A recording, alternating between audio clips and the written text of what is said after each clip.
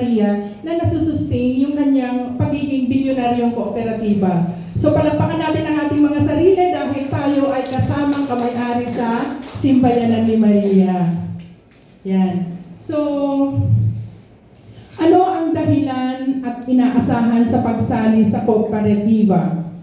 Ikaw ma'am, anong inaasahan mo na magiging mong benefit sa isang co-op like dito sa Simbayanan? Siguro po para sa akin is yung pagiging member ko po dito. Kasi katulad po nung sa vision po ni Simbayanan Maria po, if need nyo po ng money, may someone po na pwedeng tumulong po or emergency cases po. Yes, tama naman. Kaysa naman obligahin mo yung kapitbahay mo pag nangailangan ka ng 1,000 or 2,000 or hanggang 1,000 pa, ichichika ka pa sa isang kumare, sa isang kaibigan, umabot na kung saan lugar, di ba? May utang ka. Pero pagka member ka ng co-op at pwede kang mag-benefit sa mga services na ino-offer ng ating Simbayanan ni Maria, ay maiiwas ka sa pagmamarites ng iyong kapitbahay. And lahat po, kasi dito, mamaya talaga, yun yung pinaka, yun yung pinaka main na dapat nating malaman mamaya, yung services, kasi kailangan natin yun. Paano ko, gusto ko nang bumili ng motor, pero hindi ko naman mabayaran ng buo, so kailangan ako mag-loan. Dito, mayroon ganon. Kahit tanong nyo mamaya sa ating speaker, binabato ko po yun dun sa second speaker. Kasi ngayon, guidelines lang naman yung gagawin natin, di ba? Yung napanood natin. So, masarap malaman mamaya yung mga services ng Simbayanan. Ayan.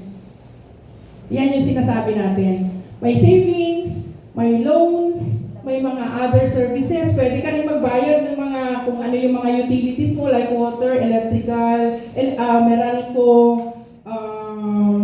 kung ano-ano pa, internet, yung mga ganyan. Tsaka yung ibang loans, pwede rin. May mga ka-affiliate din tayo na kung hindi ka makapunta mismo sa office ng Simbayanan, mayroon din. So, hindi masyadong hassle. Yun ba yung tawag ngayon ng mga millennials, no? Hindi masyadong hassle sa atin kasi kahit saan tayo pumunta or makarating, meron pala tayong dapat bayaran, pwede rin. So, kasabay din po ang Simbayanan dyan. So, ano ang inyong dahilan at inaasahan sa pagsali ng kooperatiba? Nasagot na ni Sir kanina, and most probably sa ating tiglahat, yun din yung ating inaasahan sa Simbayanan, di po ba? Hindi lang sa basta pwede kang mag-loan, pero kung meron tayong mga younger ones na kailangan ng mga training kasi kailangan nila sa kanilang mga trabaho or mismo dito po, ay tumatanggap po kami dito ng may mga employees din tayo dito sa Simbayanan. Mamaya papaliwanag bakit parang ang lawak. Iba kasi yung tinatawag nating empleyado sa isang kooperatiba, iba din yung mga officers na namumuno, namamahala sa isang co-op. Like us, kasi dalawa yung organizational structure. Nakikita nyo siguro sa labas, bakit ganito lang yung organizational structure? Wala namang empleyado na nakalagay. Wala po, di ba? Nakikita nyo yung mga picture.